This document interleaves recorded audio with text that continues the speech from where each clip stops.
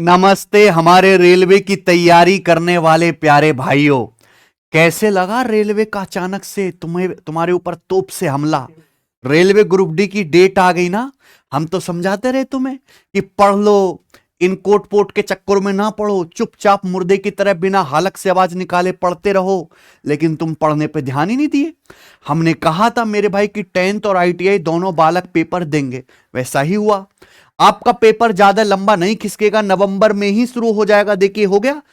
Railway group D का railway की तरफ से ऑफिशियल एग्जाम डेट आ गई है। 27 नवंबर से पेपर शुरू है और 16 जनवरी तक चलेगा। अब जिन बच्चों का स्टार्टिंग की शिफ्ट में पड़ गया उनका तो धक धक धक धक हो जाएगा, और जो भैया लास्ट में देंगे जनवरी में, वो बच्चे थोड़े से खुश होंगे मेरे भाई। ठीक है, चलो ये तो सबकी किस्मत के ऊपर है। हमारे हाथ में क्या है? मेहनत करना। हमें मेहनत का रास्ता पकड़ना है मेरे भाई। आपको पता है रेलवे ग्रुप डी वाले बच्चों के लिए हमने अपने यूट्यूब चैनल पर बहुत मेहनत की। जब सब लोग फर्जी वीडियो बना रहे थे मेरे भाई, बच्चे मौज काट रहे थे, तब मैं रेलवे ग्रुप डी वाले बच्चों को एडवांस मैथ पढ़ा रहा था, तब मैं प्रैक्टिस सेट करवा रहा था। और अब जब एग्जाम की डेट दोबारा आ गई है तो मैं अपनी तरफ से अनाउंस किया हूं कि मैं रेलवे ग्रुप डी वाले बच्चों के लिए dedicated 10 exam paper, 10 practice set दोबारा से करवाऊंगा। तो चलिए एक बार फिर से पुरानी बातों को छोड़ के जोश में प्रैक्टिस शुरू करते हैं। ठीक है मेरे भाई, अगर आप हमारे इस चैनल पर जाओगे सिलेक्शन वे पर, तो यहां पे प्लेलिस्ट बनी हुई है। ये देखिए, रेलवे ग्रुप डी के ये 10 प्रैक्टिस सेट मैंने पहले ही करवा दिए थे, 3 महीने पहले, 2 महीने पहले। इसमें मिलियंस में मेरे प्यारे भाई, लाखों में व्यूज हैं। ठीक है, और इन 10 प्रैक्टिस सेट का मतलब टोटल 250 सवाल हो गए। इन 250 सवाल से अलग अब मैं एग्जाम पेपर में क्वेश्चंस करवाऊंगा। जो भी रेलवे के लेटेस्ट पेपर हुए हैं, एनटीपीसी सीबीटी 2 का, एनटीपीसी 12th लेवल का, एनटीपीसी ग्रेजुएट लेवल का, उनके भी अच्छे अच्छे सवाल मैं इंक्लूड करूंगा। भाई रेलवे के पैटर्न को मैंने क्रैक करके उसकी मुंडी दबोच दी है, क्योंकि मैंने रेलवे के अब तक जितने भी पेपर हुए हर एक पेपर को सॉल्व कराया है। इस सवाल का क्या आंसर है, कितनी बार आया, कब तक आता रहेगा, इसकी औकात क्या है, कितना इंपॉर्टेंट है, कितना नहीं, कितने पाने में, सब मुझे पता है। इसलिए हमारे एग्जाम पेपर जो हम आपको प्रैक्टिस सेट कराते हैं, वैसी क्वालिटी कोई मैच नहीं कर पाता, क्योंकि हम खुद जो है उससे काफी हद तक जुड़े हुए हैं। तो भैया आप पहले 10 प्रैक्टिस सेट तो देखिए ही देखिए सब बच्चे। ठीक है ना, बहुत जरूरी है। और मैं आपसे रिक्वेस्ट कर रहा हूं मेरे भाई, पूरे YouTube पर ऐसा कंटेंट नहीं है। Railway 2024-25 latest exam best question solution, railway ने अब तक जितने भी 10 पेपर कराए, मैंने हर एक पेपर को सॉल्व कराया है। एनटीपीसी 12th लेवल के टॉप 100 सवाल, RPF constable, RPF SI, ALP technician है भाई, ALP CBT 2, NTPC graduate level, NTPC CBT 2, इन सब पेपर्स में हजारों सवाल है। अब मैं उसमें से आपको छांट के टॉप 100 करा देता हूं, तो उससे बढ़िया बात क्या ही हो सकती है। आप ये बिल्कुल मत सोचो हम तो ग्रुप डी वाले, हम तो सर्वोत्तम है, हम काहे को एनटीपीसी के सवाल करें। अरे भाई साहब, पेपर टीसीएससी करवा रहे हैं, वही सेम एग्जामिनर जिसने एनटीपीसी ये सब पेपर बनाया वही आपका पेपर बनाएगा। यही सब सवाल दोबारा से डेटा बदल के आपके पेपर में रिपीट होंगे। समझ में आई कि नहीं? तो आप इन सब पेपर को रिक्वेस्ट है, अगर ग्रुप डी का पेपर सीरियस होकर देना है मेरे भाई, हैं मजाक में नहीं, तो ये सारे जो रेलवे ने लेटेस्ट पेपर कराए इनके बढ़िया बढ़िया सवाल सॉल्व कर लो। अगर इन सारे पेपर के टोटल सवाल जोड़ दिए जाए तो लगभग 7,500 क्वेश्चन है, और मैंने मात्र 600 क्वेश्चन में करा दिया निचोड़ 7,500 सवालों का। कितना काम आसान कर दिया। ये पूरा वीडियो देख, पूरी सारी वीडियोस, पूरी प्लेलिस्ट देख के जाना बहुत जरूरी है बच्चे आपके लिए। ठीक है, रेलवे ग्रुप डी वाले बच्चों के लिए अपनी एप्लीकेशन टेस्ट रैंकिंग पर मॉक टेस्ट भी फ्री कर दिए प्रीवियस ईयर के। यहां आइए, रेलवे की कैटेगरी में रेलवे ग्रुप डी के प्रीवियस ईयर के देखो, ये 2018 के 2022 के 10-10 सेट फ्री हैं, और उसके बाद नए टेस्ट भी हमने यहां पर जो है ये डाल रखे रेलवे ग्रुप डी के। तो भाई ये प्रीवियस ईयर के कुछ टेस्ट भी आप लगा लो। अब ऐसा तो है नहीं कि स्क्रैच बिल्कुल बेसिक से पढ़ना शुरू करोगे और मेरे भाई आपका सिलेक्शन हो जाएगा। बहुत से बच्चे कहे सर मैराथन लगा दो नौकरी लग जाएगी। अबे घोंचू, पेपर में 8 दिन बचे हैं कुल शुरू होने में। अब तू कितना भी मैराथन पढ़ लेना, हर सेकंड भी पढ़े बिना सोए तो भी नौकरी नहीं लगे। अब ये तो भैया वही बच्चा सिलेक्शन लेके जाएगा जो अब तक पढ़ाई कर रहा था, जिसने मेहनत करी, इस एग्जाम की तैयारी को समय दिया है। ये समय है रिवीजन करने का, ना कि बेसिक से पढ़ने का। ये प्रैक्टिस करने का समय, पढ़ने का समय बीत चुका। यही कड़वी सच्चाई है। ठीक है बेटे, तो हमने एक काम और किया, क्योंकि रेलवे ग्रुप डी में साइंस का वेटेज काफी ज्यादा है, साइंस के 25 सवाल आएंगे, तो अपने चैनल पर जो हमारे महान हरीश सर हैं उनको बोल के पूरे साइंस की मेरे भाई टॉप 100 एमसीक्यू की क्लास शेड्यूल करा दी है। आज शाम को 6 बजे लाइव क्लास है, साइंस के बेस्ट 100 एमसीक्यू सबसे इंपॉर्टेंट, जरूर अटेंड करिएगा मेरे भाई, सवाल आपको सीधे फंसे हुए पेपर में दिखेंगे। ठीक है जी, तो मैं तो अपनी तरफ से पूरी कोशिश कर रहा हूं, और रेलवे वाले बच्चों को मैंने आज तक यूट्यूब पे फ्री प्रैक्टिस कराई है मेरे भाई, हमेशा करवाता भी रहूंगा।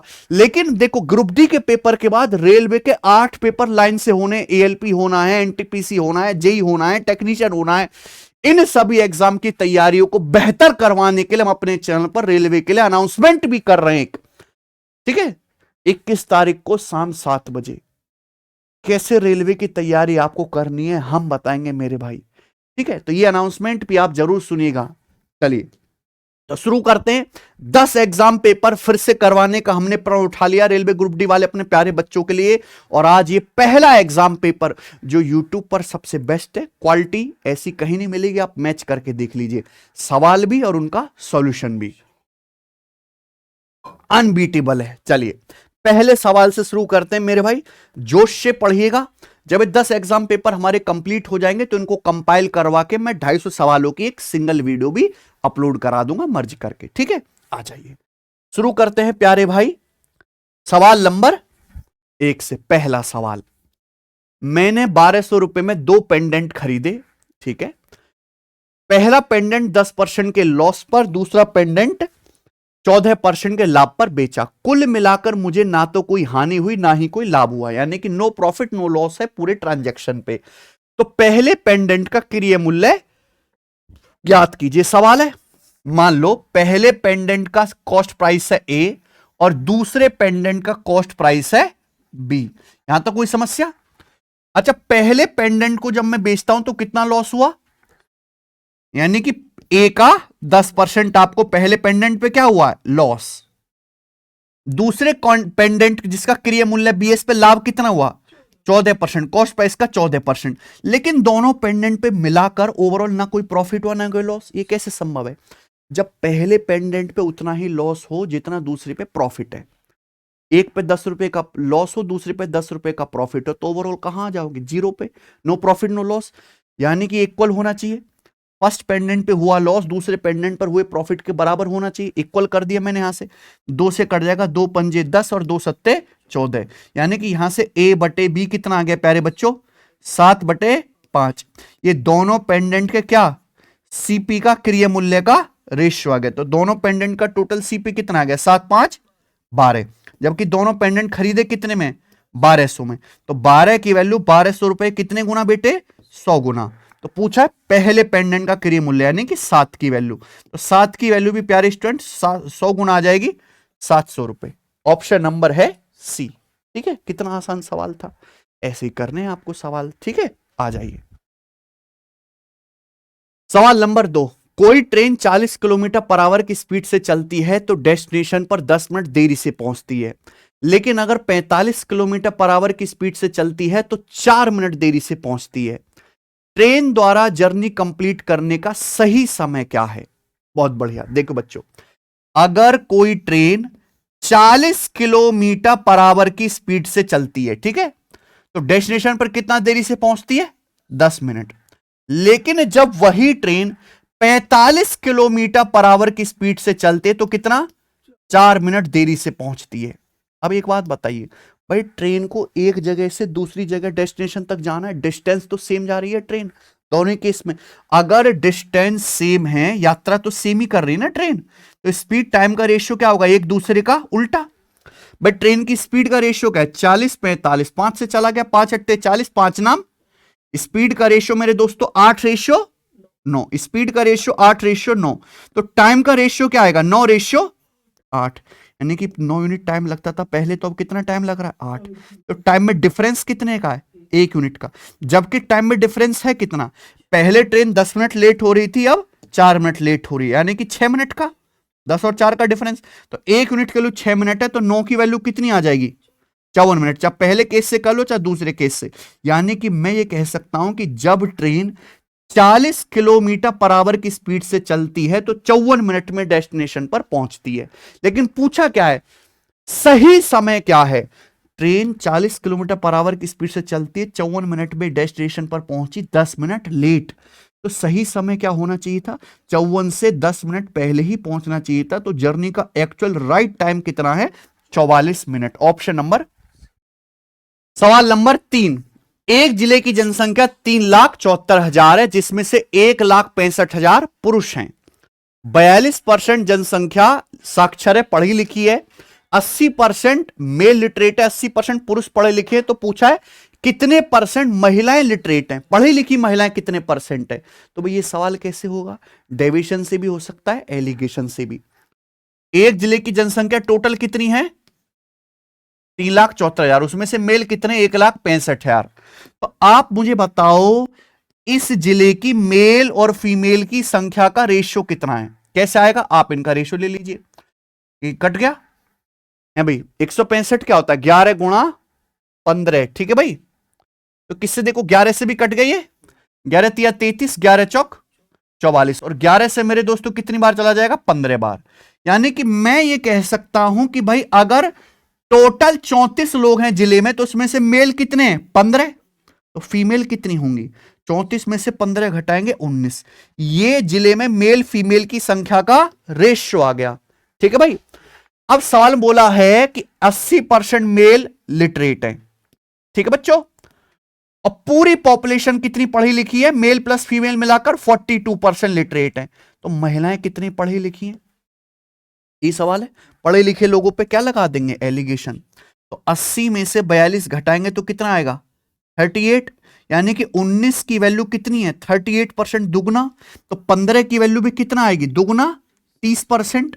अब आप खुद बताइए मेरे भाई, ये मीन वैल्यू से बड़ा है, 42 से बड़ा है 80, तो यहां 42 से छोटा आएगा कितना? 42 से कितना छोटा आएगा? 30%।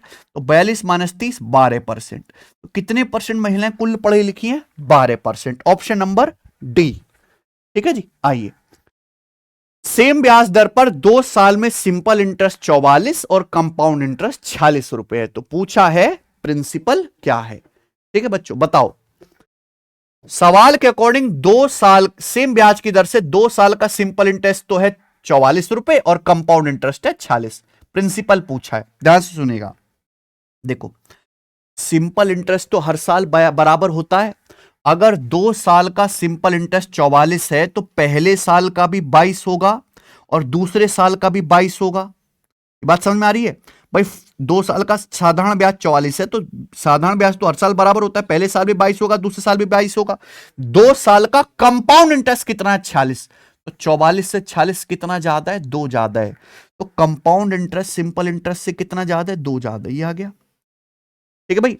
आप मुझे बताओ, ये 22 पर ही तो 2 रुपए ब्याज मिला होगा, तो ब्याज 22 पर 2 रुपए ब्याज मिला, तो ब्याज की दर कितनी है? 1/11। अगर ब्याज की दर पूछा होता, आंसर आता 1/11, 9.09%। पूछा क्या? प्रिंसिपल। देखो, पहले साल तो केवल प्रिंसिपल पर ब्याज मिलता है, पहले साल तो केवल प्रिंसिपल पर ब्याज मिलता है। ब्याज की दर कितनी है? 1/11। यानी कि प्रिंसिपल मूलधन का 1/11 ही 22 के बराबर है। प्रिंसिपल का 1/11 कितना है? 22। तो मूलधन कितना आएगा बच्चों? 11 की 22 में गुणा करेंगे 242 रुपए। क्या है? ऑप्शन नंबर चौथा, ठीक है बच्चों। आगे चले, अगला सवाल, सवाल नंबर 5। बहुत प्यारा सवाल है दोस्त आपके सामने ये।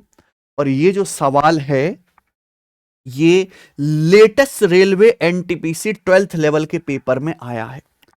क्या दिया भैया? कॉट स्क्वायर थीटा बराबर 1/1 माइनस ए स्क्वायर, ठीक है। तो आपसे क्या पूछा है? थीटा एक एक्यूट एंगल है, थीटा एक एक्यूट एंगल है, तो sec theta plus cosec theta into tan cube theta का मान ज्ञात कीजिए। देखो, आप इस सवाल को वैल्यू पुटिंग से भी कर सकते हो, क्योंकि यहां पे 2 वेरिएबल हैं, थीटा और स्मॉल ए, और बेसिक से भी कर सकते हो। बताओ कौन सा बता दें सचिन? वैल्यू पुटिंग वाला बता दें। चलिए, कॉट स्क्वायर थीटा बराबर 1/1 माइनस ए स्क्वायर, यही बात है। क्लियर? कोई दिक्कत तो नहीं? तो यहां से अगर मैं tan स्क्वायर थीटा निकाल लूं तो क्या आ जाएगा बच्चों? उल्टा। अभी कॉट का उल्टा tan होता तो tan स्क्वायर थीटा क्या आ जाएगा? 1 माइनस ए स्क्वायर। ठीक है भाई। अब अगर a का मान लेस देन 1 है, अगर मैं यहां पे a की वैल्यू को क्या रख देता हूं? 0। इसी सवाल में देखो यहां थीटा और स्मॉल है, दो चीज अननोन है, इक्वेशन एक ही है, तो आप अपनी मर्जी से a का मान कुछ भी रख सकते हो। a मैंने 0 रख दिया तो tan स्क्वायर थीटा क्या आ जाएगा? 1। tan स्क्वायर थीटा 1 यानी कि tan थीटा की वैल्यू भी 1 आ गई, तो थीटा कितना आ गया? 45 डिग्री। अगर थीटा 45 डिग्री आ गया है तो मुझे बताइए ये क्या आ जाएगा? हैं? थीटा 45 है, सेक 45 √2 प्लस कोसेक 45 क्या आ जाएगा? √2। tan 45 आपका 1, 1 का क्यूब 1, तो √2 प्लस √2 क्या आ गया? 2 √2। यानी कि आपका आंसर ऐसा ऑप्शन होगा जो थीटा बराबर 45 डिग्री पे क्या होता हो? 2 √2 बनता हो। अगर मैं थीटा 45 डिग्री पे 2 √2 या a बराबर 0 रखने पर, आंसर a में है ना, a बराबर 0 रखने पर 2 √2 बने। अगर मैं a 0 रखूंगा तो ये ऑप्शन क्या हो जाएगा? -8। a 0 रखूंगा ये ऑप्शन क्या हो जाएगा? 4। मैं a 0 करूंगा तो क्या आ जाएगा?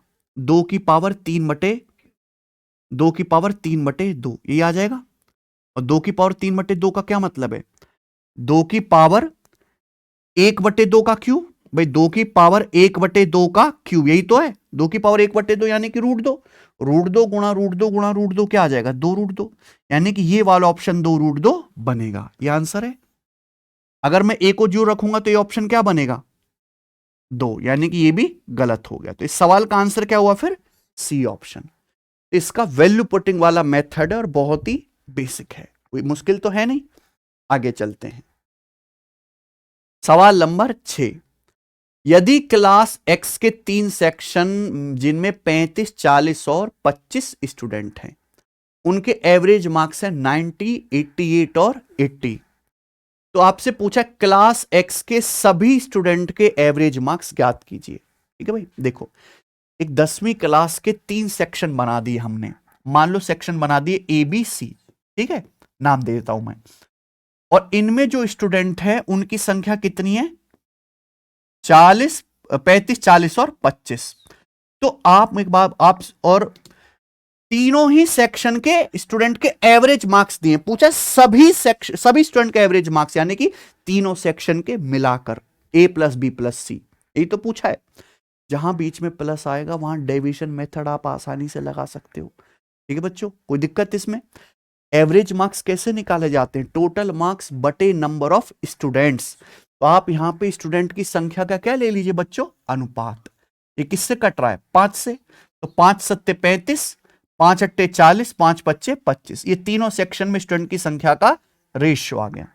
इनके एवरेज मार्क्स कितने हैं?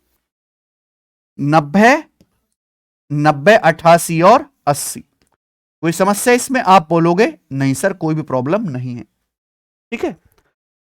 आपसे पूछा यहां पर तीनों सेक्शन के मिलाकर एवरेज मार्क्स क्या होंगे? तीनों सेक्शन के मिलाकर। ठीक है, तो डेविएशन मेथड हम लगाएंगे। आप अपनी मर्जी से कोई भी नंबर मान लो जो आपको पसंद आता हो, कोई भी नंबर। क्या मान ले?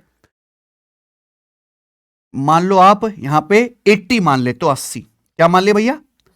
कि माना जो है तीनों सेक्शन के मिलाकर एवरेज मार्क्स कितने? 80।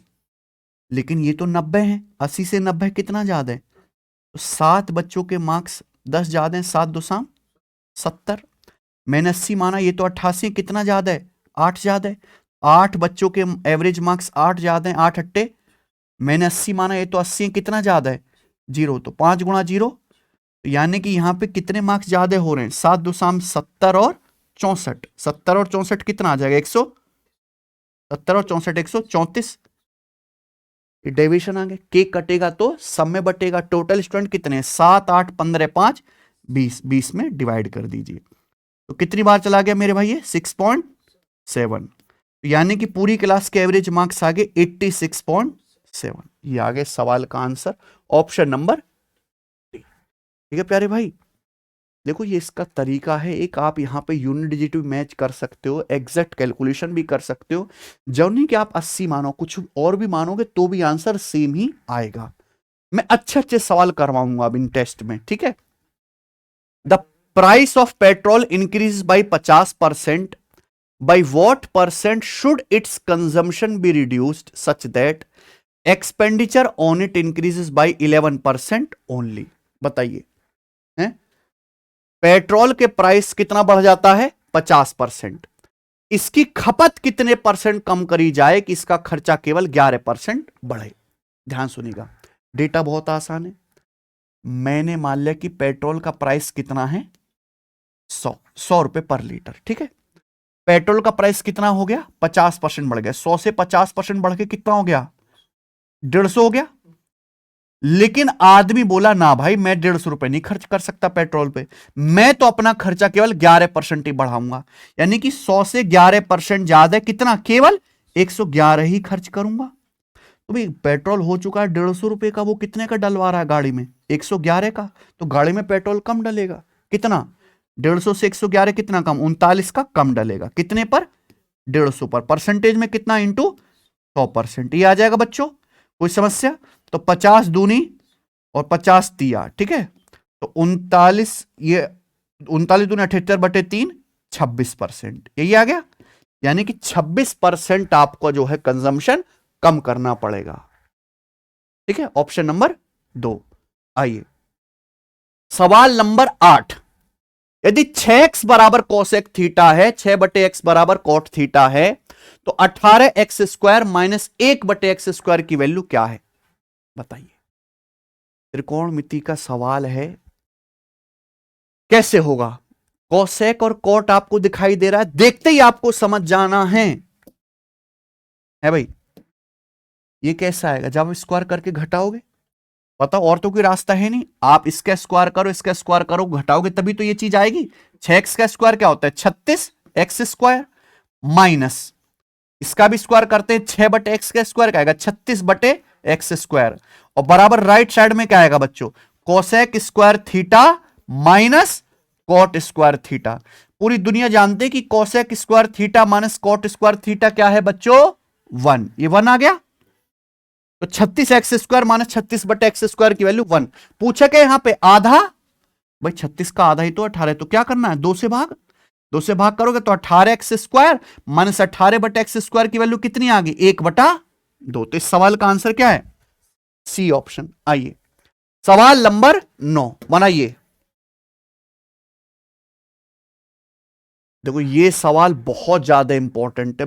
ये रेलवे के पेपर में मैं कहूं तो सबसे ज्यादा रिपीट होने वाला सवाल है। ईंधन की कीमत लगातार 3 महीनों में 55, 10 और 20% कम होगी। पहले महीने ईंधन का प्राइस 55% कम हुआ, फिर 10%, फिर तीसरे महीने 20%, चौथे महीने में 65% ईंधन के प्राइस में वृद्धि हो गई।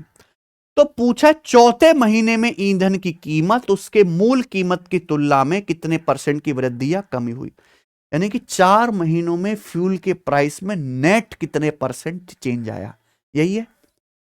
डेटा बहुत आसान है, फॉर्मूला लगाओगे मेरे भाई तो टाइम जाएगा। कैसे करेंगे हम लोग? रेशियो से। रेशियो बना लेते हैं, रेशियो इजी बन जाएगा। भाई 55% कम हो गया। 55% की फ्रैक्शन वैल्यू क्या होते हैं? 11/20। यानी कि ईंधन का प्राइस पहले 20 था, तो 20 से 11 कम हो गया, कितना हो गया? 9। फिर 10% कम हो गया ईंधन का प्राइस, यानी कि 1/10 का मतलब 10 से 9। फिर कितना कम हो गया बच्चों? 20%, यानी कि 1/5। 1/5 कम हो गया तो 5 से 4 मल्टीप्लाई। फिर कितना कम हुआ? चौथे महीने तो 65% बढ़ गया ना। 65% की फ्रैक्शन 13/5%, 1/20, 65%, 13/20। तो 20 से कितना हो गया बच्चों? 13 बढ़ के 33। इन सब की सीधी सीधी क्या कर देंगे? मल्टीप्लाई। देख तो कुछ कटता है तो काट लो। यहां पे 4 से 20 कट जाएगा आपका 5 बार, तो क्या आएगा? 5 25 25 गुणा 20, 502 साम, ये कितना आ जाएगा? 5000। ये 5000 आ गया बच्चे। यहां तक किसी को कोई समस्या? आप बोलोगे नहीं सर, यहां तक हमें कोई भी समस्या नहीं है। अब आप मुझे बताइए ऊपर क्या आ गया? 9 नाम 81 गुणा 33। 81 गुणा 33, आप बताओ कितना हो गया जी? 81 गुणा 33। अब 81 के अगर आप 30 में गुणा करेंगे तो 2430, और 81 की 3 में गुणा करेंगे तो 243। जोड़ के कितना आ गया? 2673। 2673 हो गया। ये क्या आ गया? ये ईंधन के प्राइस की इनिशियल वैल्यू और फाइनल वैल्यू का रेशियो आ गया। समझ में आ गया? यानी कि ईंधन का प्राइस अगर पहले 5000 था तो अब घट के कितना हो गया? 2673 हो गया। तो ईंधन का प्राइस मेरे दोस्तों इंक्रीज नहीं हुआ है, क्या हुआ है? डिक्रीज हुआ है। बोलो, डिक्रीज हुआ, ईंधन का प्राइस घटा है। अगर 5000 से 2673 हुआ है तो ईंधन का प्राइस कितना घटा है मेरे प्यारे भाई? बताइए आपको कितना आएगा? 2327। ठीक है भाई, 5000 से 2673 हो गया, तो 5000 में से 2673 घटाएंगे तो कितना डिक्रीज हुआ? 2327। कितने पर? 5000 पर। परसेंटेज में कितना? गुणा 100%। देखो हमारे पास दो ही ऑप्शन बचे हैं, एक तो 50% से ज्यादा है, 50% से कम। ये पहले देख लिया करो, हम यहां एग्जैक्ट कैलकुलेशन नहीं करेंगे। 5000 का 50%, ये आधा क्या होता है? 2500। 5000 का आधा 2500, ये क्या है? 2300। 2300 है, यानी कि 50% से कम घटा है। तो आंसर क्या आएगा? चौथा ऑप्शन नहीं आएगा। क्या आएगा आंसर? तीसरा ऑप्शन। इतनी आपके पास सोच होनी चाहिए। समझ में आ गया ना मेरे भाई? तो ही आप पेपर में सवालों को जल्दी जल्दी कर पाएंगे। और कोई बच्चा ये सोचे ये सब कहां आएगा, ये सब आएगा, यही सब आया हुआ है पेपर में। बहुत हल्का पेपर रेलवे का नहीं आता है, मन से वहम निकाल दो, थोड़ा प्रीवियस ईयर झांक के देखो एक बार आप। ठीक है, आगे चलें। सवाल नंबर 10। जब संख्याओं 8651, 8018, 7807 को सबसे बड़ी संख्या x से भाग दिया जाता है तो प्रत्येक स्थिति में समान शेषफल बचता है। ठीक है भैया, x का मान ज्ञात कीजिए। x वो सबसे बड़ी संख्या है जिससे इन तीनों को डिवाइड करने पर क्या आता है बच्चों? समान शेषफल आता है। यही बात है ना? तो आपसे क्या पूछा? x की वैल्यू। तो ऐसा कभी भी सवाल पेपर में आए, आप दो दो पेयर को, दो दो संख्याओं का पेयर बना के डिफरेंस लीजिए। पर इनका डिफरेंस कितना आ रहा है? 8651 में से 018 घटाएंगे तो 11 में से 8 गया 3, 4 में से गया 3, और ये आपका कितना? 633 है ना? ठीक है भाई, कोई दिक्कत? इनका डिफरेंस कितना आ रहा है? 8018 में से 7807 घटाएंगे तो कितना आ गया? 211। 211। इनका कितना डिफरेंस आ रहा है मेरे भाई? 11 में से 7 गया 4। ठीक है भाई, और ये 4, और ये कितना आ गया आपका? 85, 744 नहीं, ये कितना आ गया? 844 आ गया। ठीक है, 844। तो हमने क्या करा? दो दो का पेयर बना के डिफरेंस लिया। समझ में? कोई मुश्किल काम तो नहीं है। और आप क्या ले लीजिए इनका? HCF, highest common factor. समझ में? वह बड़ी से बड़ी संख्या जो इन सब को डिवाइड करेगी वो ऐसा नंबर होगा जो इन तीनों को भाग करने पर सेम शेषफल देगी। यही ट्रिक है ऐसे सवालों की। हम ऑप्शन की भी हेल्प ले सकते हैं। ऑप्शन के हिसाब से क्या दिख रहा है बेटा? 211। देखो 211 यहां पे दिख रहा है एक नंबर। 211 सबसे बड़ा नंबर, इसको भी डिवाइड करा 3 बार, इसको भी 1 बार, इसको 4 बार, तो इनका HCF 211 आ गया, एक्स की वैल्यू। बात खत्म। आगे चलेंगे। सवाल नंबर 11।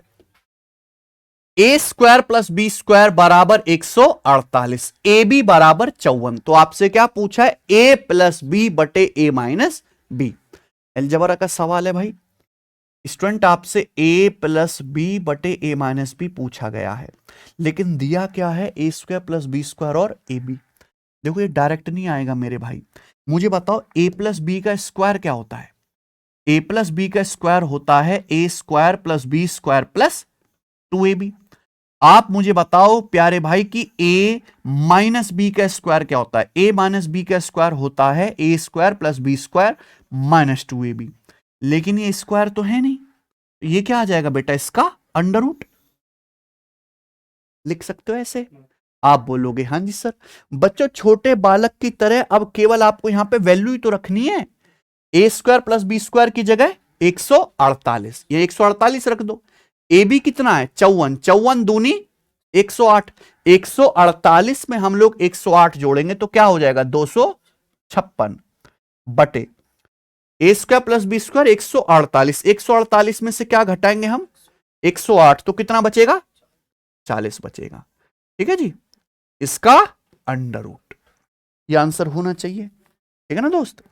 इससे कट गया, 4 से कट गया मेरे भाई 64 बार, और 4 से ही काटेंगे इसको 10 बार, क्योंकि ऊपर 64 का अंडर रूट आसानी से आ गया 8, और नीचे 10 का अंडर रूट रूट 10, 8 बटे रूट, ऑप्शन नंबर। इतना आसान सवाल है, ठीक है। आइए सवाल नंबर 12, 16, 21, 364 और 156 का एलसीएम ज्ञात कीजिए। आपको 4 संख्याएं दे रखी हैं, काफी अलग अलग नेचर की हैं, और आपसे इनके एलसीएम पूछा गया है। बहुत से बच्चे क्या करें, वाकई में एलसीएम निकालने लगते हैं, लेकिन जब सवाल के 4 ऑप्शन दिया हो तो इतना कष्ट मत दीजिए मेरे भाई अपने आप को। हमेशा ऐसे सवाल को कैसे बनाएंगे, ऑप्शन से। भाई आंसर इन सब का एलसीएम निकालना है, मतलब वह छोटी से छोटी संख्या जो 16 से भी कटे, 21 से भी, 364 से भी और 156 से भी, संख्या 16 से कटने वाली होनी चाहिए। ये नंबर तो 16 से कट ही नहीं सकता, जब ये नंबर 2 से ही नहीं कट रहा है, एंड में 5 आ रहा है, 16 से कैसे कटेगा। ये भी नंबर 16 से नहीं कटेगा, इन दोनों में से एक होगा मेरे भाई, ठीक है। ये नंबर भी नहीं हो सकता भाई, अगर कोई नंबर 16 से कट रहा है तो 4 से भी कटना चाहिए, 16 का बच्चा ही है 4, एंड में क्या आ रहा है 22, क्या 22 4 से कटता है, नहीं। जब ये संख्या 4 से ही नहीं कट रही तो 16 से कैसे कट जाएगी, तो फिर इसका आंसर क्या बचा, एकमात्र दूसरा ऑप्शन। हमें तो आगे देखना ही नहीं पड़ा, अगर मैच भी करते तो मैं 21 का नियम लगा के देखता, ठीक है ना बच्चे, ऐसे काम करता।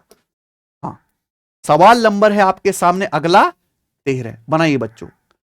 ज्योमेट्री का क्वेश्चन है, त्रिभुज एबीसी में डी पर बीडी लंबवत है ना, बीडी एसी पे लंबवत है, डीबीसी 29 डिग्री है। चलो हम चित्र बना लेते हैं, तभी समझ में आएगा कि मान लो प्यारे भाई ये आपका त्रिभुज है A B C, BD perpendicular है ना, ऐसे खींच लेते हैं ए बी सी। इस सवाल में बोला गया है कि बीडी जो है वो एसी पे परपेंडिकुलर है, यानी कि ये वाला जो एंगल है बच्चों कितने डिग्री का, ये 90 डिग्री का होगा, ठीक है। डीबीसी 29 डिग्री, तो डीबीसी कौन सा एंगल है, डीबीसी ये वाला, ये एंगल कितने का है 29 डिग्री का। इसके बाद बीसी पर एक पॉइंट ई इस प्रकार है कि एंगल सी ए ई 25, तो बीसी पर कोई पॉइंट ई हमने यहां ले लिया इस प्रकार से कि कोण सी ए ई, यानी कि ये वाला एंगल कितने डिग्री का है बच्चों, 25 डिग्री का, ये ना सी ए ई, ये 25 डिग्री का है। तो आपसे क्या पूछा है, ए ई बी, ए ई बी यानी कि आपसे ये वाला एंगल पूछा है।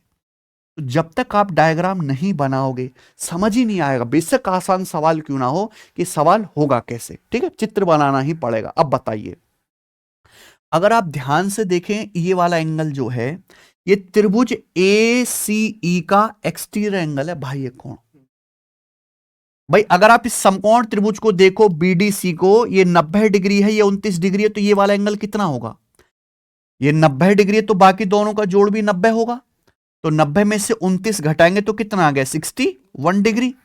अब आपको साफ साफ ये दिखना चाहिए कि ये एक त्रिभुज आपको दिखाई दे रहा है, इस त्रिभुज के 2 कोण मुझे पता है 25 डिग्री और 61 डिग्री, तीसरे शीर्ष पर बाहर की ओर एक्सटीरियर एंगल बना है बाह्य कोण, इसकी वैल्यू क्या होगी, इन दोनों को जोड़ेंगे, 25 प्लस 61 कितना आ जाएगा 86 डिग्री। तो ये वाला जो एंगल होगा 86 डिग्री होगा, कौन सा आएगा, ऑप्शन नंबर डी। आइए बच्चे सवाल नंबर है 14, बनाओ। वार्षिक साधारण ब्याज की समान दर पर केशव 5400 रुपए की राशि का निवेश करता है और तुषार 10,200 रुपए की राशि का निवेश करता है। देखो 2 लड़का हैं केशव और तुषार, दोनों सेम ब्याज की दर पर पैसा इन्वेस्ट करते हैं, ठीक है, लेकिन केशव कितना इन्वेस्ट करता है 5400 और तुषार 10,200 रुपए इन्वेस्ट करते हैं। 3 साल के एंड में तुषार को केशव से 360 रुपए ज्यादा ब्याज मिला। यार सी बात है भैया, तुषार ने ज्यादा पैसा इन्वेस्ट किया तो ब्याज भी ज्यादा मिलेगा। तो पूछा है ब्याज की दर परसेंट में क्या है, एनुअल रेट ऑफ इंटरेस्ट आपसे पूछा है, बेसिक सवाल है। आप एक बात बताइए कि 3 साल में तुषार को केशव से कितना ज्यादा ब्याज मिला 360 रुपए, यानी कि per annum per year Tushar को केशव से कितना ज्यादा ब्याज मिलता है 120 रुपए। हर 1 साल में तुषार को केशव से 120 रुपए ज्यादा ब्याज मिलता है। क्यों ज्यादा ब्याज मिलता है, ज्यादा इन्वेस्टमेंट करने की वजह से।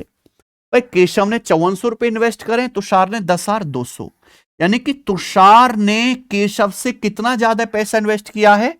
4800 रुपए। तुषार ने केशव से 4800 रुपए ज्यादा इन्वेस्ट किया है, उसी की वजह से सालाना 120 रुपए ज्यादा ब्याज मिलता है। यानी कि इसी 4800 रुपए पर 120 रुपए ब्याज मिलता होगा। ब्याज की दर कितनी होगी? परसेंटेज में गुणा 100%। अगर परसेंटेज में निकालना है, 2 जीरो कट गया मेरे भाई, है ना। ये किससे चला जाएगा आपका? 24 से। 24 पंजे 120, 24 दूनी, यानी कि 5/2, कितना आ गया? 2.5% पर एनम ब्याज की दर आ गई। बताओ कोई समस्या? कितना प्यारा सवाल है। सवाल नंबर है 15। बताइए बच्चे, दिए गए व्यंजक को सरल बना दो। 3x + 17 - 2y, 3x - 17 - 2y। Simple multiply करने का ये सवाल एएलपी के पेपर में आया है लेटेस्ट। ठीक है, यहां भी आप वैल्यू पुटिंग लगा सकते हो, पर ये सारा खेल ऑब्जर्वेशन का। ऐसा नहीं कि पागलों की तरह गुणा करनी है। कुछ सेम दिख रहा है क्या बच्चे आपको? 3x - 2y, 3x - 2y, ये +17 - 17 है भी। सचिन दिखा ना? क्या आप इस बात को ऐसे लिख सकते हो? 3x माइनस का 2y और ये प्लस का 17, एक उसमें इंटू, ये इतना लिखने की जरूरत नहीं, मैं आपको समझाने के लिए कर रहा हूं। 3x - 2y माइनस का 17। ठीक है भाई, कोई फॉर्मूला है क्या?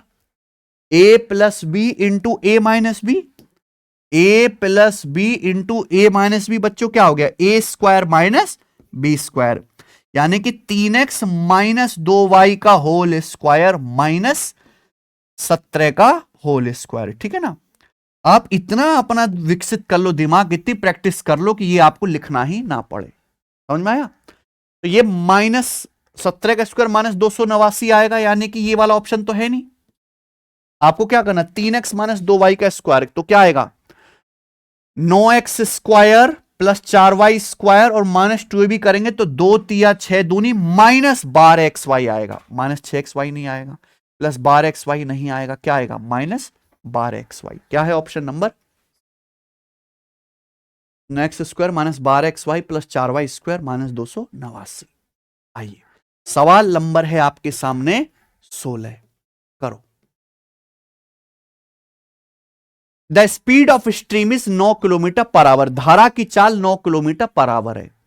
एक नाव धारा के अनुकूल 28 किलोमीटर, धारा के प्रतिकूल 20 किलोमीटर की दूरी 8 घंटे में तय कर सकती है। तो आपसे पूछा स्थिर जल में नाव की चाल, यानी कि बोट की स्पीड आपको बतानी, सॉरी, और the speed of boat in still water. ठीक है, धारा की चाल क्या होता है बेटा? वाई से डिनोट करते हैं हम। स्थिर जल में नाव की चाल यानी कि एक्स की वैल्यू आपको निकालनी है। अच्छा ध्यान से सुनिएगा, ये बहुत स्पेशल सवाल है। एक नाव धारा के अनुकूल जाती है, यानी कि डाउनस्ट्रीम, कितना? 28 किलोमीटर। तो कितना टाइम लगेगा?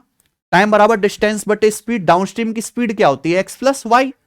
x आपको नहीं पता, y की वैल्यू कितनी है? 9। फिर अपस्ट्रीम जाती है नाव, कितना? 20 किलोमीटर। अपस्ट्रीम की स्पीड क्या होती है? x - y कितना है? 9 km/h। तो अपस्ट्रीम जाने में इतना समय लगेगा, डिस्टेंस बटे स्पीड। कुल टाइम कितना लगा है? 8 घंटे। तो इसको जोड़ के क्या आ जाना चाहिए भैया? 8। तो ये क्या बन गया भैया? आपके सामने एक इक्वेशन बन गई। जब आप इसको सॉल्व करते हैं तो x का मान आएगा, लेकिन ये सॉल्व करना कोई आसान काम नहीं है, क्वाड्रेटिक इक्वेशन सी बन जाएगी। तो बेहतर क्या है, ऐसे सवाल को कैसे बनाया जाए? ऑप्शन से। हमेशा ध्यान रखिएगा, जो भी ऑप्शन इसको सेटिस्फाई करेगा वो सही उत्तर होगा। अब राइट साइड में क्या है? 8। बड़ा कितना आसान सा नंबर है, कितना फोका सा नंबर है। देखिए, अगर मैं 14 लेता हूं तो 14 और 9 23, 28 का 23 से भाग होगा? जब भाग ही नहीं होगा, सड़ा सा भाग आ रहा है, तो जोड़ के 8 कैसे आ पाएगा? नहीं। ठीक है जी, ये क्या है? 12। तो 12 + 9, 28, 21 से भाग, थोड़ा कट जाएगा। 12 9 3, ये नहीं कटेगा। देखो यही आंसर हो रहा है मेरे भाई। अगर आप यहां पे 12 लेते हो, x की जगह 12, तो क्या आ जाएगा 28/12 + 9 21, और यहां 12 लोगे तो 20/12 - 9 3। 28/21 कितना आएगा? 4 से कट जाएगा, 4 सत्ते 28 है भाई, 4 से नहीं 3 से कटेगा, सॉरी 7 से। 7 चौक 28 और 7 तिया 7 चौक 28, 7 21, 4/3। तो 4/3 + 20/3 कितना आ गया? 24 और 24/3 क्या आ गया? 8। यहां पे फ्रैक्शन में थोड़ा बन रहा था, तो इसकी वजह सेट हो गया, यानी कि क्या आ गया? एक्स की वैल्यू 12। तो हमने कैसे चेक किया? ऑप्शन से। एक एक ऑप्शन लेके आपको चेक करना है। आगे चलेंगे बच्चे। सवाल नंबर 17, यदि इस समीकरण के मूल बराबर हैं तो एम का मान ज्ञात कीजिए। रेलवे एनटीपीसी 2019 का एज इट इज सवाल है। कैसी समीकरण है? क्वाड्रेटिक इक्वेशन है, द्विघात समीकरण। 4 + mx² + m + 1x + 1 = 0। इसके दो रूट्स हैं, दोनों बराबर हैं। m का मान कैसे आएगा? अगर किसी भी द्विघात समीकरण के दोनों मूल बराबर है तो उसका डिस्क्रिमिनेंट 0 होगा, या b² की वैल्यू क्या होगी? 4ac के बराबर। ये नियम है। यहां ये क्या है? a का मान, ये क्या है? b का मान, और ये क्या है? c का मान। समझ में आया? ax² + bx + c = 0, ये होता है ना क्वाड्रेटिक इक्वेशन की स्टैंडर्ड फॉर्म। यहां पे b की वैल्यू कितनी है? m + 1 का स्क्वायर बराबर 4।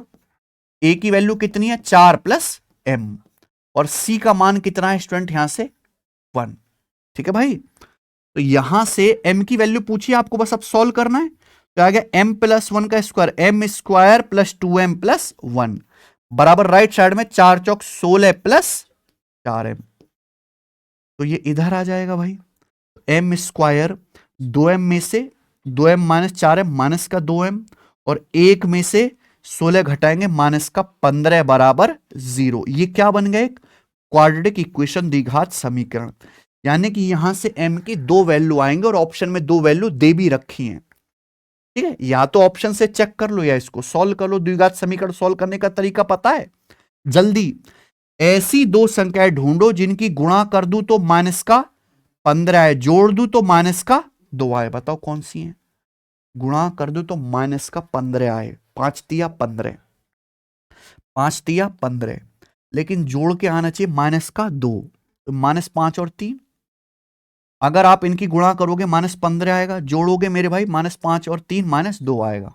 ये जो भी वैल्यू आए इनका साइन रिवर्स करना पड़ता है। आप इसको प्लस करिए, इसको माइनस, रिवर्स करना पड़ेगा। तो 5 और -3, ये दो वैल्यू आगे लो, ऑप्शन आइए। सवाल नंबर आपके सामने 18। बताइए, दो ट्रेन 60 और 70 की स्पीड से अपोजिट डायरेक्शन में आ रही हैं। एक ट्रेन की लंबाई 170 मीटर है। दोनों ट्रेन को एक दूसरे को पार करने में 26 सेकंड का समय लगता है। दूसरी ट्रेन की लंबाई ज्ञात कीजिए। बताइए। ये सब रेलवे के ही पूछे गए लेटेस्ट सवाल हैं, टीसीएस के ही बनाए हुए। ठीक है? मुझे अच्छी तरीके से पता है कि यही सब पेपर में आएगा। मैं बिना कोई टाइम वेस्ट के सीधे आपको सवाल करा रहा हूं, कंटेंट पढ़ा रहा हूं। आप भी पढ़िए, इधर उधर की वेस्टेज टाइम वेस्ट वाली वीडियो, कंट्रोवर्सी, लड़ाई दड़ाई, मारदार इंफॉर्मेशन मत सुनिए, मत देखिए, केवल पढ़िए। देखिए, दो ट्रेन अगर एक दूसरे को अपोजिट डायरेक्शन में पार करती हैं तो कितनी डिस्टेंस चलेंगी? दोनों ट्रेन की लंबाई का योग। दूसरी ट्रेन की लंबाई आपसे पूछे, मैंने मान लिया एल। एक ट्रेन की लंबाई 170 मीटर, दूसरी ट्रेन की लंबाई है एल। जब दो ट्रेन एक दूसरे को अपोजिट डायरेक्शन में पार करेंगी तो डिस्टेंस बराबर रिलेटिव स्पीड गुणा टाइम। रिलेटिव स्पीड क्या आएगा? s1 + s2, यानी कि 60 प्लस, यानी कि 130 किलोमीटर पर आवर। मीटर पर सेकंड में बदलना पड़ेगा, तो इसको किससे गुणा करेंगे? 5/18 से। रिलेटिव स्पीड आ गया। एक दूसरे को पार करने में टाइम कितना लगता है? 26 सेकंड। तो 26 से गुणा। बोलो कोई समस्या? आप बोलोगे नहीं सर, कुछ कट रहा है। देखो, 2 से ही कटेगा 13 बार, और 2 से कट जाएगा 18, 9 बार। आगे तो कुछ कट ही नहीं रहा भाई। तो एल कितना आ जाएगा? 130 गुणा 13, 1690 है। 13 गुणा 13 169, 1690 गुणा 5 कितना आ गया? 8,450, ठीक है ना भाई, 8,450 बटे 9, 170 उधर चला जाएगा, -170, ये आ जाएगा मेरे भाई दूसरी ट्रेन की लंबाई मीटर में। अब बताइए जी क्या होगा ये। ऑप्शंस काफी क्लोज हैं, अगर इसको 9 से काटेंगे तो 9 नाम 81, कितना बच जाएगा, 3 5, तो 9 तिया 27, 8 0, तो 9 अट्ठे 0.80, ठीक है, 9 अट्ठे यानी कि 0.88, 0.88 में आपका सवाल एंड होगा। तो कौन सा ऑप्शन हुआ फिर, पहला। 938.88 में से 170 घटाएंगे तो क्या आएगा भैया, 768.88, ठीक है जी। सिंपल कैलकुलेशन है, कोई बहुत ज्यादा टफ काम नहीं है। ये बताएंगे जी अगला सवाल, सवाल नंबर 19 चुनाव वाला, जो मान लो हर तीसरी चौथी शिफ्ट में आना तय है, चुनाव वाला, यही वाला सवाल और नहीं। दो उम्मीदवार के बीच एक चुनाव में 80% रजिस्टर वोटर ने वोट डाला, 2% वोट इनवैलिड पाए गए। जीतने वाले को वैलिड वोट का 52% वोट मिले और 1568 वोटों के अंतर से चुनाव जीत लिया विनर कैंडिडेट ने। कुल कितने रजिस्टर वोटर्स थे। देखो ये सवाल आसान हो जाता है क्योंकि आपको क्या चाहिए, वैलिड वोट्स, वैलिड वोट के अंतर से जीत रहा है ना सवाल में। हमने मान लिया कि भैया चुनाव में टोटल वोटर्स कितने भाई, एन, एक चुनाव में टोटल एन वोटर हैं जिसमें से कितने लोगों ने वोट डाला, 80%। 80% का मतलब 4/5, तो एन का 4/5 ये क्या है, डाले गए वोट, इतने वोट डाले। अब जितने वोट डले हैं उसमें से 2% यानी कि 1/50 खराब है, इनवैलिड, तो 50 में से एक खराब है, तो वैलिड कितने फिर 49, 49/50, ये क्या है बेटा, वैलिड वोट, ये वैलिड वोट है जो आपके सामने लिखा हुआ है बोर्ड पे। जीतने वाले को वैलिड वोट का कितना मिला, 52%, तो हारने वाले को कितना मिला होगा, वैलिड वोट का 48%। हर चीज 100% होते हैं, वैलिड वोट का 52% नहीं लेगा तो हारने वाला वैलिड वोट का 48% लेगा, तो कितने से जीतेगा, वैलिड वोट का 4% के अंतर से जीता। तो वैलिड वोट का 4% क्या आ जाता है, 1/25, इतने वोटों के डिफरेंस से विनर चुनाव जीता है, जबकि चुनाव जीता है 1568 वोट से। ये आ जाएगा भाई, आप बोलोगे हां जी सर बिल्कुल सही। बताइए, 49 चौका 196, 196 से कितनी बार जाएगा ये, 8 बार। 196 मतलब 200, 200 अट्ठे 1600, 1600 ये कितना कम है, 196 4 कम है, 4 अट्ठे ये 32 कम है 1600 से, तो कितनी बार चला गया, 8 बार। यानी कि टोटल वोटर्स कितने हो गए, सीधी सीधी मल्टीप्लाई, 25 अट्ठे 200 और ये 50 गुणा 5 250, तो 200 गुणा 250 कितना आ गया भाई, 50,000। Option number A. हालांकि ऑप्शन की सुगमता देख के लग भी रहा है कि 50 सारी आंसर हो सकता है कि नहीं। चलिए आगे चलते हैं, अगला सवाल, सवाल नंबर 20। वह बड़ी से बड़ी संख्या ज्ञात करो जिससे 2340 और 1551 को भाग देने पर क्रमशः 40 और 33 शेषफल बचे। सवाल समझ पा रहे हैं, वो बड़े से बड़ा नंबर बताना जिससे 2340 को भाग दूं तो 40 शेषफल बचे, है ना। यानी कि 2340 में से 40 अगर घटा दूं तो 2300 को भाग देने पर कोई शेषफल नहीं बचेगा, ठीक है। 1551 को भाग देने पर 33 शेषफल बचे, यानी कि 1551 में से अगर मैं 33 घटा लूं तो कितना आएगा मेरे भाई, 1518। 1518 को डिवाइड करने पर कोई शेषफल ना बचेगा, ठीक है भैया। यानी कि मुझे वो बड़ी से बड़ी संख्या निकालनी है जो इन दोनों को कंप्लीटली डिवाइड करेगी। बड़ी से बड़ी संख्या इन दोनों को पूरा भाग देने वाली क्या होगी, इनका एचसीएफ। मुझे इनका एचसीएफ निकालना है और मैं बिल्कुल नहीं निकालूंगा, मैं किसकी हेल्प लूंगा, ऑप्शन की। 2300 48 से कटेगा क्या, 2300 का मतलब 23 गुणा 100 होता है, 56 में तो 7 आ रहा है, 2300 नहीं कटेगा 56 से, 28 से भी नहीं कटेगा, 46 से, 23 दूनी 46, 46 से कट जाएगा मेरे भाई ये 50 बार। यही एक आंसर हो सकता है, ठीक है ना। आगे चलेंगे, सवाल नंबर है आपके सामने 21वां। देखो आपने देखा कि मैंने सारे ही सवाल मॉडरेट लेवल के डाले, क्योंकि मुझे ना कम सवालों में आपको ज्यादा चीजें सिखानी है। आप जाइएगा तो पेपर इससे आसानी आएगा जो मैं टेस्ट बना रहा हूं, लेकिन आपका कॉन्फिडेंस बूस्ट हो गया अब यहां से। पाइप पी किसी टैंक का 3/4 15 घंटे में भरता है, पाइप क्यू उसी टैंक का 5/6 25 घंटे में भर सकता है। पी और क्यू को 2 घंटे के लिए चालू रखा, फिर दोनों को बंद कर दिया। फिर पाइप आर को अकेले चालू किया जाता है और टैंक 5 घंटे में खाली कर देता है। तो पूछा है पी क्यू आर मिलकर खाली टैंक को कितने समय में भर सकते हैं। ठीक है भाई, यहां 3 पाइप हैं पी क्यू आर, पी और क्यू भरने वाले हैं, आर कैसा है खाली करने वाला। तो बोला है जैसे पाइप पी 3/4 टंकी 15 घंटे में भरता है, यानी कि टोटल 4 है, तो 4 में से 3 कितने देर में भरेगा, 15 घंटे में 5 गुना, तो 4 यूनिट भरने में, पूरी टंकी भरने में कितना समय लेगा, 5 गुना 20 घंटे। क्यों 5/6 टंकी 25 घंटे में भरता है, अगर टोटल टंकी 6 तो 6 में से 5 भरेगा 25 घंटे में, कितना समय लेगा 5 गुना, तो पूरी टंकी 6 यूनिट भरने में कितना समय लेगा, 6 का 5 गुना 30 घंटे। तो 20 और 30 का एलसीएम क्या आ गया, मैंने मान ली टंकी की कैपेसिटी 60 है, तो पी 1 घंटे में कितना भरता है 3, क्यों 1 घंटे में कितना भरता है 2, तो ये पी और क्यू की क्या आ गई बच्चे, एफिशिएंसी।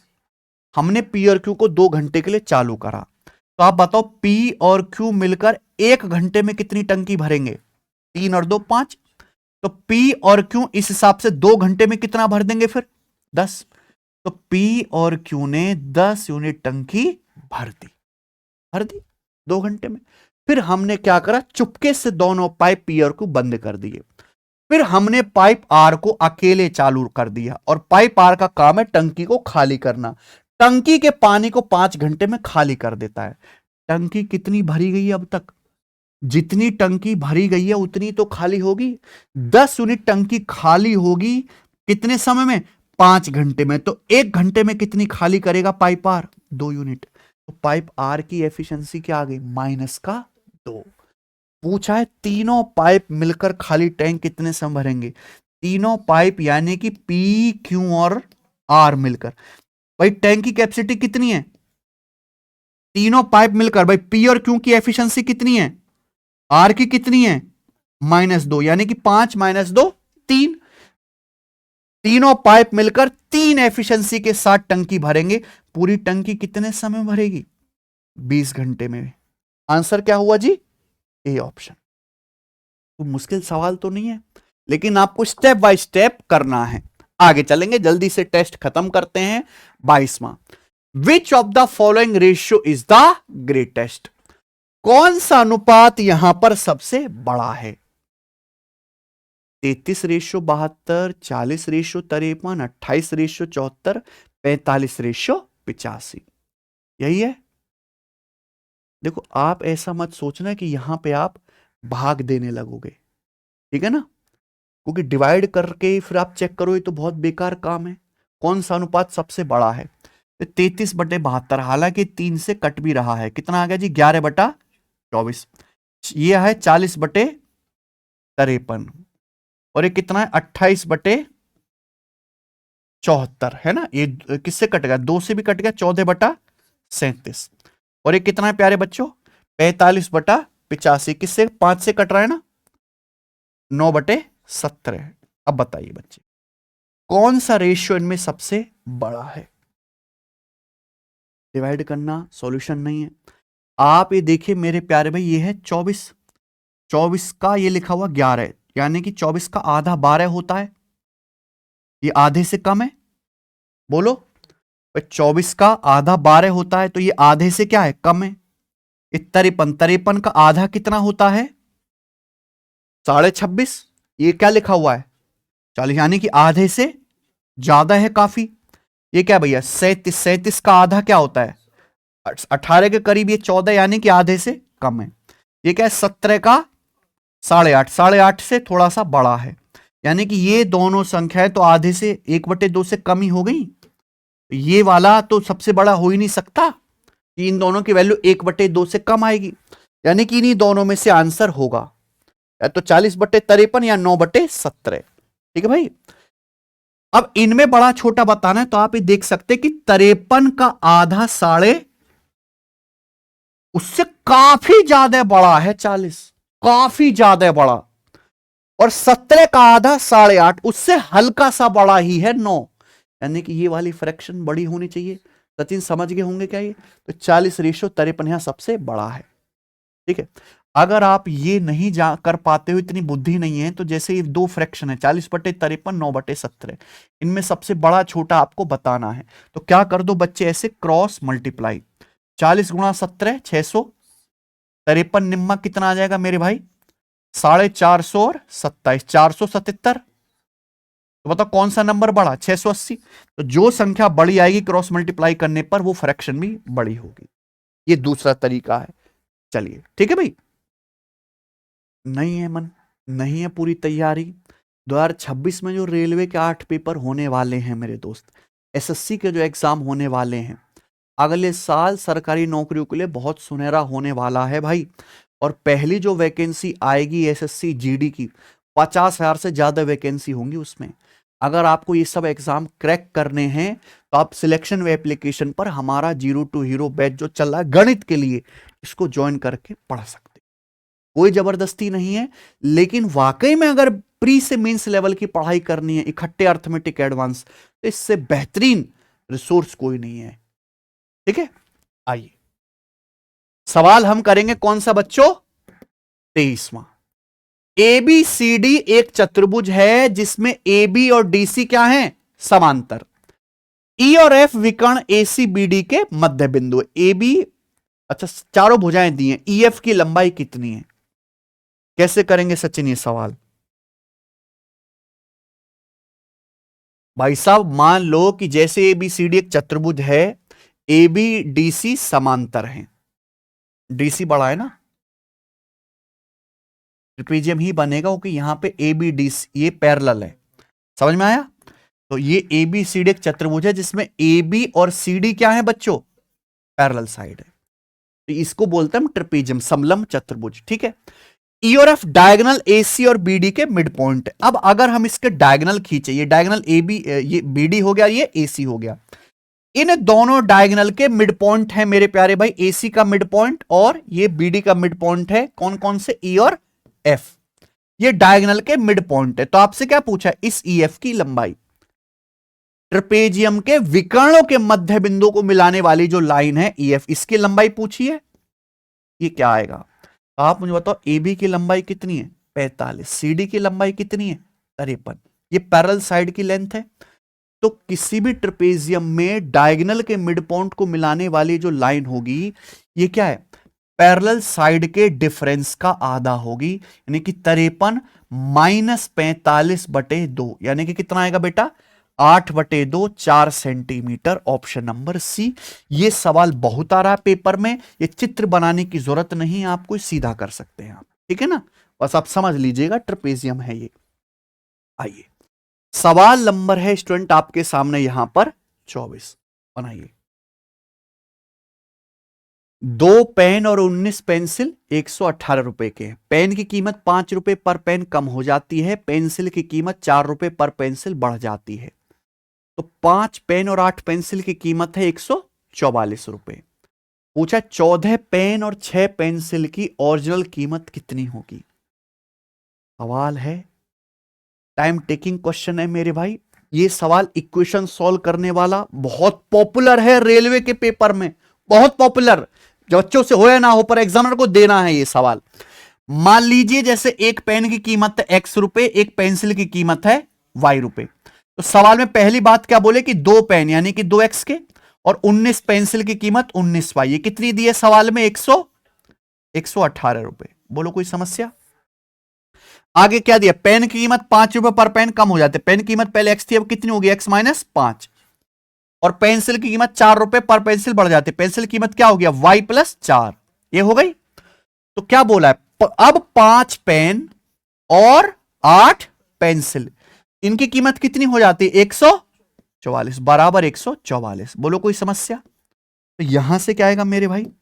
5 की X में गुणा करेंगे 5X प्लस 8Y, अब ये कितना आएगा, 5 25 माइनस का 25 और प्लस का 32, कितना आ जाएगा, 32 माइनस 25 7 आ गया, प्लस 7 जब उधर जाएगा तो घट जाएगा, 144 में से 7 घटाएंगे तो कितना आएगा, 137।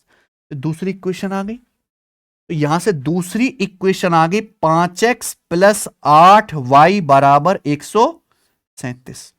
मुझे नहीं लगता यहां तक किसी बालक को कोई डाउट है, ठीक है ना। अब हमें इन दोनों को क्या करना है, सॉल्व करना है। या तो y की यहां पे सेम बनाओ या x का, यहां पे x सेम बनाना आसान है ना, ये 2x है 5x है, तो 2x और 5x को इक्वल कर लेते 10x, ऊपर किससे गुणा 5 से, नीचे किससे गुणा 2 से, और क्या कर दीजिए बच्चों, इनको घटा दीजिए, 10x कट जाएगा है भाई, 10x कट गया, 19 पंजे 95 वाई, 8 दूनी 16 वाई, तो 95 में से आप 16 घटाओगे तो कितना आ गया, 79 वाई बराबर, घबराना मत, आगे सॉल्व होगा ये इजीली, 5 की 118 में गुणा 500, 137 का दुगुना 274, तो घटाने पर कितना आएगा मेरे भाई, 316, तो 79 का कितने गुना है, 4 गुना, 80 चौका 320, 79 चौका 316, वाई की वैल्यू क्या आ गई, 4, वाई की वैल्यू आ गई, ये वैल्यू आप यहां रख दो, किसी भी इक्वेशन में रख दो, आंसर आ जाएगा, रख देते तो 5x, वाई की वैल्यू कितनी आ जाएगी, 4, 8 चौक 32 बराबर 137 माइनस 32 105, 105 बटे 5 कितना आ गया, 21, x की वैल्यू क्या आ गई 21, y की वैल्यू कितनी आ गई 4, ये एक पेंसिल और एक पेन की कीमत आ गई, जो मर्जी वो पूछ लो। आपसे क्या पूछा है, 14 पेन और 6 पेंसिल की कीमत, एक पेन की कीमत कितनी है, तो 14 पेन की कीमत 14 गुणा एक पेंसिल की कीमत कितनी है, तो 6 पेंसिल की कीमत 6 गुणा 4, ये आएगा मेरे भाई, ठीक है। तो आंसर का यूनिट डिजिट क्या आएगा, 8 आएगा ना, ऑप्शन से देख सकते हैं, 4 एकम 4 और ये 6 चौक 24 का 4, 4 प्लस 4 एंड में 8 आएगा, ठीक है। तो भाई ये सवाल वायरल क्वेश्चन है, ये रेलवे के वायरल क्वेश्चन, किसी बच्चे ने किया ही नहीं है, मतलब उसकी तैयारी नहीं है, वो ऐसे काम चला रहा फार्म भर के। आखिरी सवाल करेंगे हम आज के टेस्ट का, सवाल नंबर 25, ठीक है। दो बेलन के आधार की त्रिज्याओं का अनुपात 4:5 है, उनकी ऊंचाइयों का अनुपात 5:2 है, तो पूछा है उन बेलनों के आयतनों का अनुपात क्या होगा, सही है। देखो भाई, दो बेलन है अलग अलग, किसी भी बेलन का आयतन का फॉर्मूला क्या है, पाई आर स्क्वायर एच। अब देखो पाई तो एक फिक्स नंबर है जिसकी वैल्यू मुझे पता है, तो वॉल्यूम निर्भर किस पे करता है, फिर रेडियस के स्क्वायर गुणा हाइट पे। तो अगर दो सिलेंडर के वॉल्यूम का रेशियो निकालना है तो कैसे आएगा, रेडियस के रेशियो का स्क्वायर और हाइट के रेशियो की गुणा। रेडियस का रेशियो कितना है, 4 रेशियो, तो इसका स्क्वायर 4/5 का स्क्वायर 16 बटे, दो सिलेंडर की हाइट का रेशियो कितना है 5:2, तो 5 से 25 5 बार, 2 से 16 8 बार, तो यानी कि इन दोनों सिलेंडर के वॉल्यूम का रेशियो कितना आ गया 8 रेशियो, ऑप्शन नंबर खत्म। इसी के साथ रेलवे ग्रुप डी का ये क्वालिटी एग्जाम पेपर समाप्त होता है।